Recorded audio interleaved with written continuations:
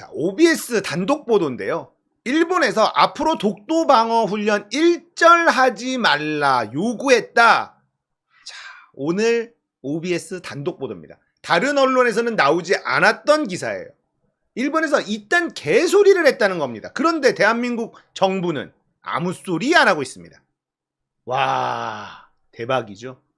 한미일 협력을 빌미로 엉터리 독도 영유권 주장을 강화하고 있는 일본 방위 당국이 최근 국방부에다가 독도 방어 훈련을 일절하지 말 것, 이걸 종용한 사실이 드러났다고 합니다. 일본 방위성에 따르면 방위석 국제정책관은 독도 방어 훈련 시행 다음 날 주일 국방무관을 통해 일절 같은 훈련 하지 말라고 강력하게 요구했대. 미친놈들 아닙니까? 일본 놈들이 좀 갈이 배 밖으로 나왔어. 아주 그냥. 왜 그러겠어? 호구 만났으니까. 호구 만났으니까. 자, 영상 하나 보겠습니다. 존경하는 국민 여러분, 독도는 우리 땅입니다.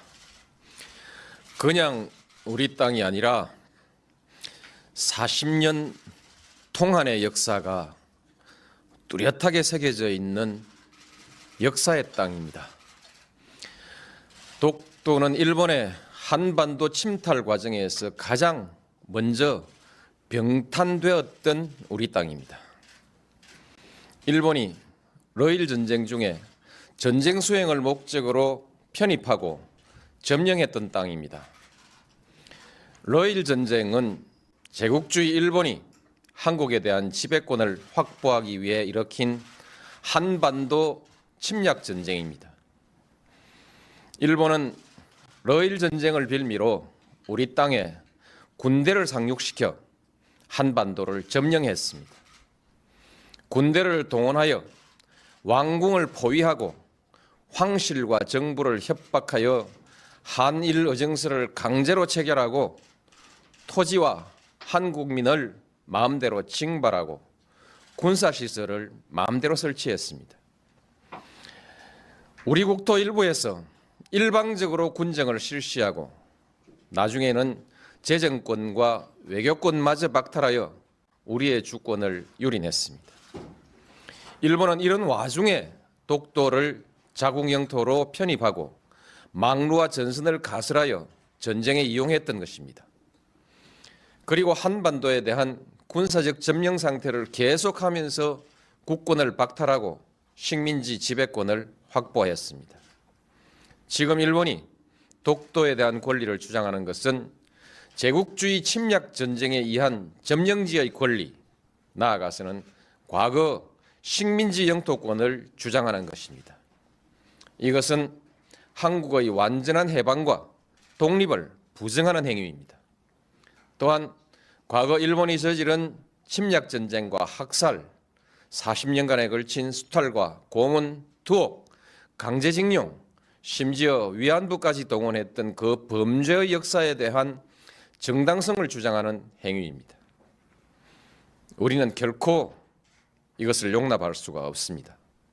우리 국민에게 독도는 완전한 주권 회복의 상징입니다.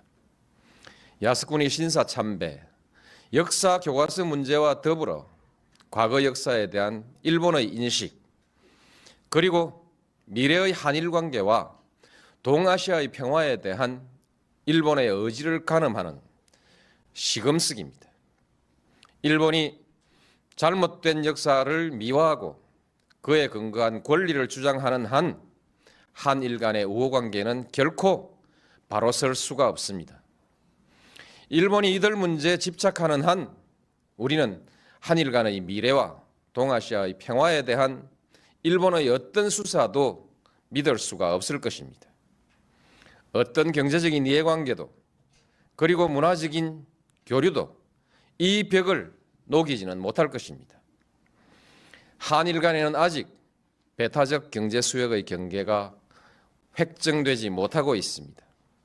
이는 일본이 독도를 자기 영토라고 주장하고 그 위에서 독도 기점까지 고집하고 있기 때문입니다. 동해 해저 지명 문제는 배타적 경제 수역 문제와 연관되어 있습니다. 배타적 수역의 경계가 합의되지 않고 있는 가운데 일본이 우리 해역의 해저 지명을 부당하게 선점하고 있으니 이를 바로잡으려고 하는 것은 우리의 당연한 권리입니다. 따라서 일본이 동해 해저 지명 문제에 대한 부당한 주장을 포기하지 않는 한, 그리고 배타적 경제 수역에 관한 문제도 더 미룰 수 없는 문제가 되었고, 결국 독도 문제도 더 이상 조용한 대응으로 관리할 수 없는 문제가 되었습니다. 독도를 분쟁 지역화하려는 일본의 의도를 우려하는 견해가 없지는 않으나 우리에게 독도는 단순히 조그만 섬에 대한 영유권의 문제가 아니라 일본과의 관계에서 잘못된 역사의 청산과 완전한 주권 확립을 상징하는 문제입니다. 공개적으로 당당하게 대처해 나가야 할 일입니다.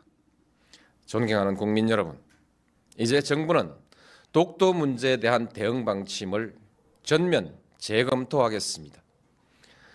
독도 문제를 일본의 역사 교과서 왜곡, 야스쿠니 신사 참배 문제와 더불어 한일 양국의 과거사 청산과 역사 인식, 자주 독립의 역사와 주권 수호의 차원에서 정면으로 다루어 나가겠습니다. 물리적인 도발에 대해서는 강력하고 단호하게 대응해 나갈 것입니다. 세계 여론과 일본 국민에게 일본 정부의 부당한 처사를 끊임없이 고발해 나갈 것입니다. 일본 정부가 잘못을 바로잡을 때까지 전 국가적 역량과 외교적 자원을 모두 동원하여 지속적으로 노력해 나갈 것입니다. 그 밖에도 필요한 모든 일을 다 할 것입니다.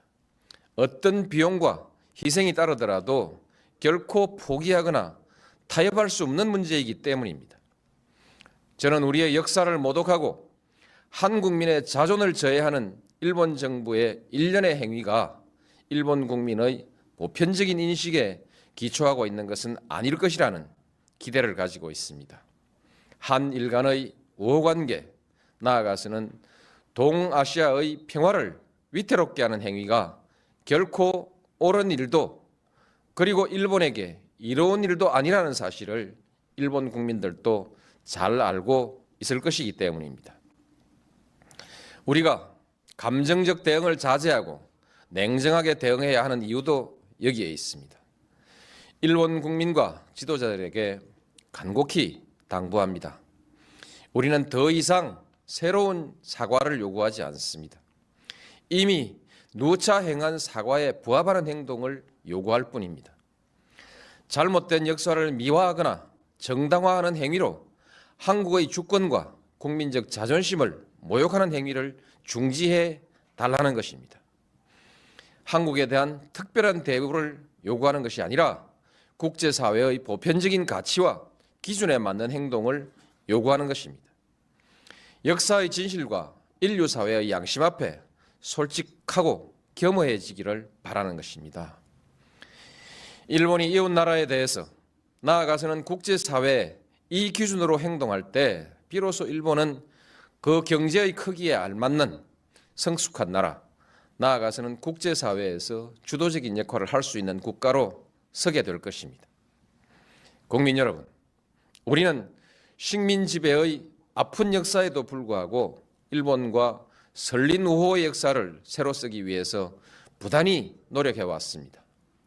양국은 민주주의와 시장경제라는 공통의 지향 속에 호혜와 평등, 평화와 번영이라는 목표를 향해 전진해 왔고 또 큰 관계 발전을 이루었습니다.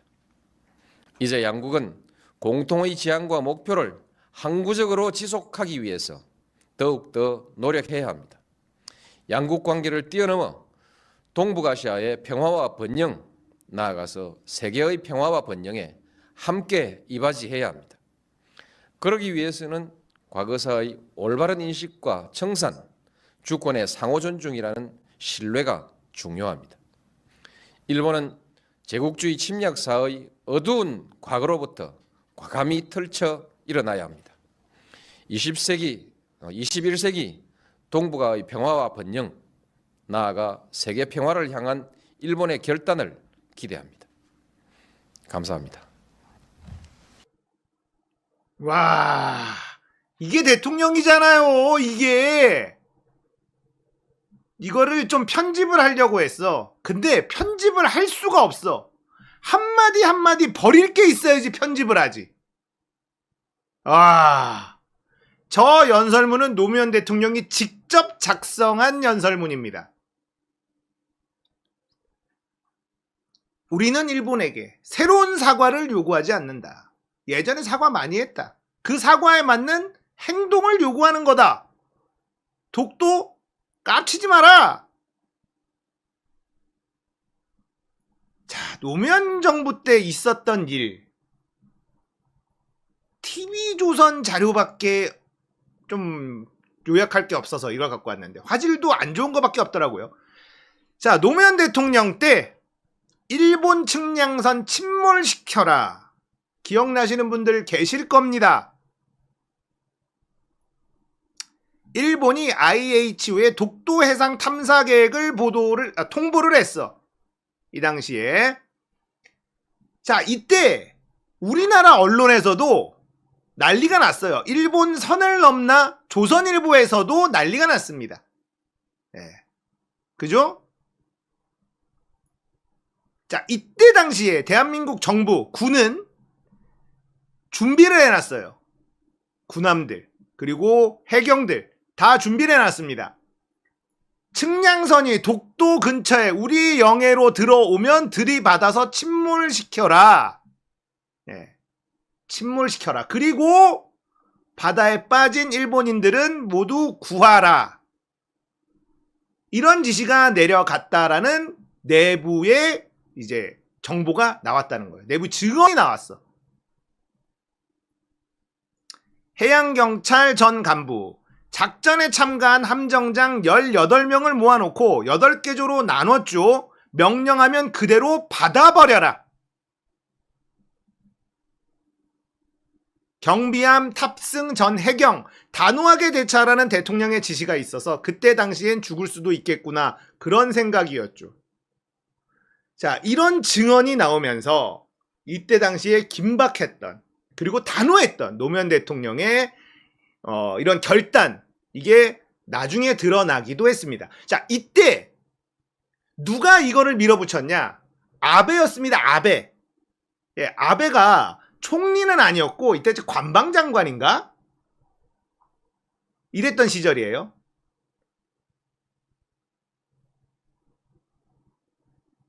이 당시에 아베가 관방장관이었고, 이때 아베가 무슨 얘기를 했냐? 한국 정부의 요구에 따라 탐사 계획을 포기하는 일은 없을 것이다. 이런 얘기를 했어요. 네. 일본은 이 같은 측량 계획을 실시할 법적 권리가 있고 예정대로 계획을 추진할 것이다. 이런 얘기를 하면서 이번 조사에 대해 한국 측이 제기한 항의는 받아들일 수 없다. 국제법에 따라 대처하기 바란다. 자, 이러면서 일본 측량선은 도쿄항을 출발해 이제 독도를 향해 갑니다. 그러자 노무현 대통령이 선 넘어오면 들이받아서 침몰시켜라. 예. 자, 이 지시가 의심의 여지가 없었던 이유, 만약에 충돌시켜서 일본인들이 물에 빠지면 안전하게 구조하라 라는 구체적인 지시까지도 포함이 돼 있었다라는 거예요. 그래서 아까 이렇게 나온 것처럼 해경, 경비함들 독도 인근에 전부 다 집결을 시킵니다. 3차 해상 방어선까지 구축하고 일본 탐사선 기다립니다. 자, 명령하면 그대로 받아버려라 라는 얘기까지 나왔죠. 그러자 아베, 일본은 어떻게 했냐? 꼬리를 내립니다. 일본이라는 애들, 일본 놈들의 종특이에요. 종특. 세게 나가면 아무것도 못하는 새끼들입니다. 저것들.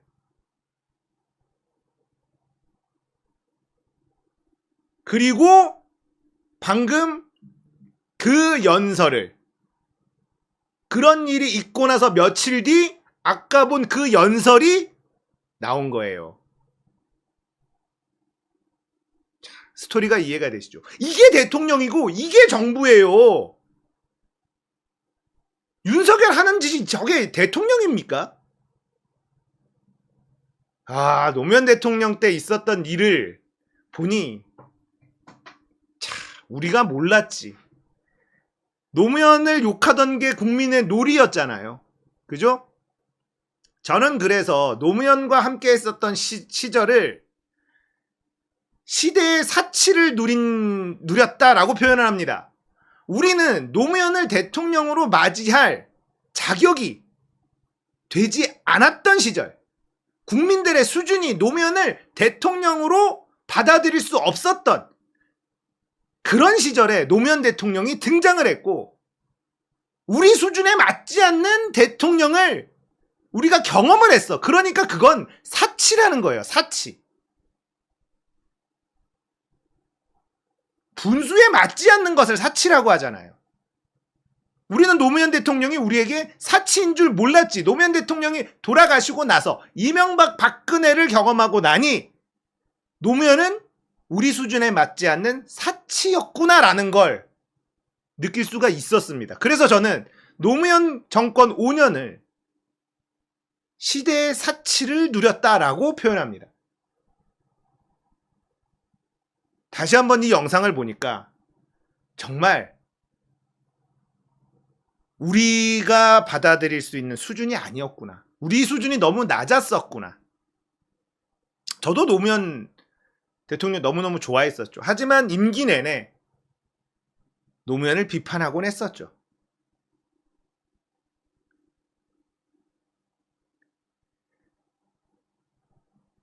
노무현 같은 대통령, 이제 우리가 곧 만날 수 있습니다.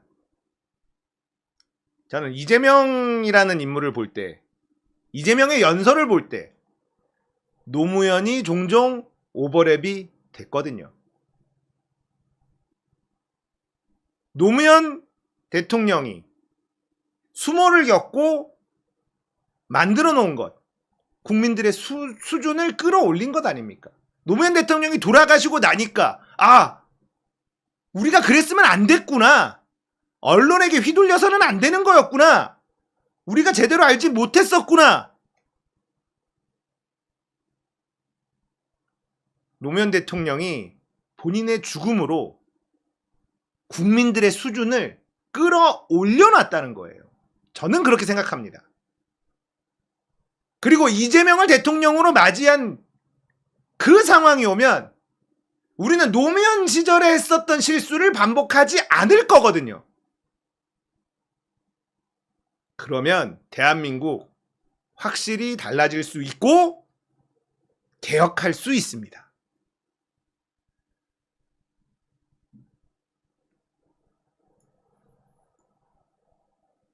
독도를 일본에게 넘기려는 윤석열, 내년 을사년입니다. 을사늑약 120년을 맞아 일본에게 독도를 넘기려는 것이다 라는 얘기가 황당한 음모론처럼만 들리지 않는 상황, 노무현 대통령이 생각이 납니다.